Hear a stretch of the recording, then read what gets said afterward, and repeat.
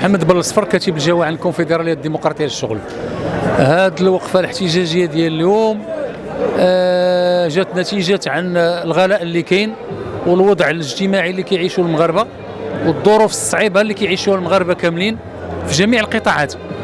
حنا كنشوفوا الحكومه باقه متعنته سواء في القرار ديالها او في التزاماتها مع الطبقات الشغيله ومع المركزيات النقابيه. هذه الوقفه هذه كتبين على انه الوضع لا السلمي ولا الاجتماعي وضع يعني كارثي. باقي الناس كيعيشوا في ظروف الغلاء، بقى الوضعيه كارثيه. هذا الشيء هذا ما كيجي يدير يأجج الوضع الاجتماعي ديال المغاربه. وحنا كنشوفوا مقبلين على عيد الاضحى، الظروف ديال المغاربه، الظروف المعيشيه، الغلاء في تصاعد في تزايد.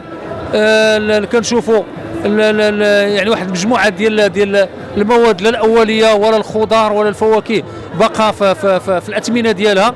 الحكومه ما قداتش انه دير واحد الاستراتيجيه ديال المعيشه اللي كيعيشوا المغاربه تكون في واحد يعني تكون في متناول الجميع في الجميع. حنا كنشوفوا مثلا القدره الشرائيه، كنشوفوا الغازوال هو اللي كيزيد تقريبا عطى واحد وزاد في الغلاء ديال المعيشه. حنا كنشوفوا بانه راه كاين تاجيج ديال الوضع. وحنا كنشوفوا لي ترانسبورتور مؤخرا راه كينظموا واحد الوضع اللي انا تقريبا عندنا علاقه مع الناس ديال لي ترانسبورتور تقريبا سواء النقل العمومي او الشاحنات والحافلات بانه هذه الوضعيه ديال الغازوال لا تحمد بعقبها.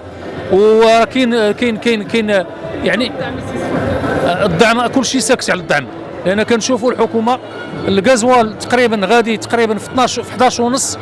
ما يمكنش المغاربه يخلصوا ب 11 ونص، هو اللي زاد في هذا الغلاء هذا ما يمكنش يسكتوا عليه وما غاديش نسكتوا عليه. لي ترونسبورتور كلهم في المغرب راهم كيستعدوا لواحد الوقفه احتجاجيه اللي غتكون هذا الوضع اللي كيعيشوا ديال التقييم ديال الوقفه الاحتجاجيه ديال اليوم. وقفه ناجحه بكل ما يقايس، يعني تقريبا واحد 300%، وبشهاده الاخوان لا ديال الصحافه ولا ديال سواء المكتوبه او المسموعه، بانه الناس جات انتقلوا من مكناس، من فاس، من الحسيمه، من تنغير، من مجموع المدن. مع الاسف تحاصروا الناس في الطرق، الناس اللي جاوا مثلا في الطاكسيات، الناس اللي جاوا تقريبا اللي كانوا منظمين مسيرات تحبسوا. وهذا الشيء معروف على الدوله انه كتحاصر باش ما يكتملش هذا الشيء في الاحتجاج وباش ما ينجحش المسيره تقريبا ماشي في 300%، اكثر من 300%.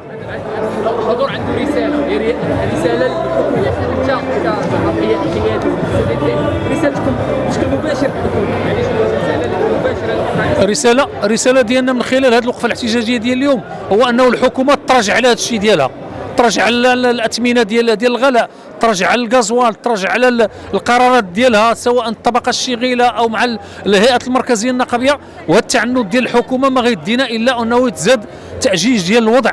لا والمغاربه كلهم مستعدين انهم غادي يمشيو في اتجاه ديال وقفه رجل واحد. شكرا.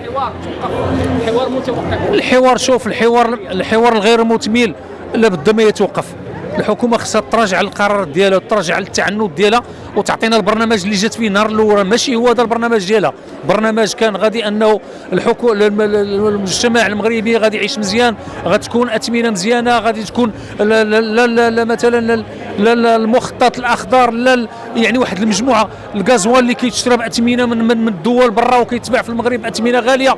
يعني هذه كلها خص ترجع عليها الحكومه الا بغات الحكومه دير واحد التصالح مع المجتمع المدني. هي بدايه للكونفدراليه الديمقراطيه للشغل التي اقامت هذا العرس النضالي الذي اتينا اليه من جميع ربوع المملكه. واليوم نتواجد هنا بمدينه الدار البيضاء، اتينا من مدينه تطوان لنقول لا للغلاء، لنقول لا للوضع الذي نعيشه، نقول لا للاحتقان الاجتماعي، نقول نعم للكرامه، نعم للحريه، نعم للعداله الاجتماعيه، نعم للاتفاقيات والاتفاقات التي ابرمت ولم تنفذ الى الان. نحن نقول رسالتنا واضحه، سمعنا ونسمع، قمنا بمجموعه من الاتفاقات، ولكن اين هي؟ نقول اليوم نعم للكرامه، نعم للحريه، نعم للعداله الاجتماعيه، ودمتم ودمنا اوفياء للشارع، ودمتم ودمنا اوفياء للحركه الاحتجاجيه.